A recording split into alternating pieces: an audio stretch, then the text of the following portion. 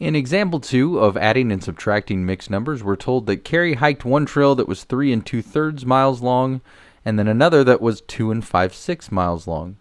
And we're asked, how far did Carrie hike? So we're looking for an addition problem. And the reason we know that is because there are two separate trails that were hiked, and we want to know how far were both of them together. So we're looking at the length of trail 1 plus the length of trail 2. Substituting those in, we have 3 2/3 miles plus 2 5/6 miles. And again, we have two different methods we could use. We'll go ahead and show both. First, we'll use what can be more complicated sometimes, but not always. We'll use the convert to an improper fraction method first. So 3 times 3 is 9, plus 2 is 11/3, plus 6 times 2 is 12, plus 5 is 17/6. Now we have two unlike fractions, and we want to know what is the least common denominator of them. So what's the least common multiple, the smallest multiple, that both 3 and 6 share? Well, 6 is a multiple of 3. It's 3 times 2, so we know that this first one we're going to have 11/3 times 2 over 2, because we want the bottom to be 6, and that's still plus 17/6. That equals 11 times 2 is 22. 2 times 3 is 6, plus 17/6. We have two like fractions now, so we put those over the common denominator of 6. 22 plus 17 divided by 6, which equals 39/6. And we can go ahead and reduce that first. Both of those are divisible by 3. 39 divided by 3 is 13. 6 divided by 3 is 2. And we want to know what is 13 halves. You can write that out, or you can just recognize that is 6. 2 times 6 is 12, with 1 left over, so 1/2 miles. Now, looking at the second method, again, this method right here is convert to improper fractions, and that is our first method.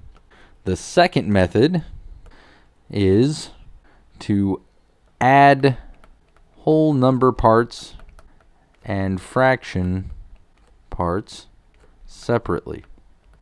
So writing down our original problem, we have 3 2/3 plus 2 5/6. And again, this method is usually preferred when we have addition, because we're never going to have to borrow from the whole number. It doesn't matter what order you add in, because of the commutative property. We can swap the order and it's the same problem. That's not the case with subtraction, so we might have to use the improper fraction method if we're using subtraction, or that might be the easiest route. We wouldn't have to, but that would be the easiest route. With addition, though, we can separate this into 3 plus 2 plus 2/3 plus 5/6. So with this first part, we just have two whole numbers, which is going to give us 5. With the second part, we need to convert both to have the same denominator. So just like before, we're looking at what's the least common multiple of 3 and 6. It's 6. So how do we make the 2/3 over 6? This would be 2/3 times, we know 3 times 2 is 6, so we need to multiply both the top and bottom by 2. So 2 over 2. And again, that's plus the 5/6 that we still have.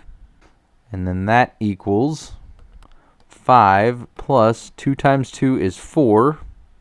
3 times 2 is 6 plus 5/6. We have like fractions now, so we can add the denominators. That's 5 plus 9/6, which equals 5 plus, we'll go ahead and simplify this. 9 divided by 3 is 3. 6 divided by 3 is 2. So this equals 5 plus 1 1/2. And then we can go ahead and separate it again. This is 5 plus 1 plus 1/2, which equals, thankfully, what we got the first time using the other method, 6 1/2 miles. So the length of Carrie's entire hike is 6 1/2 miles.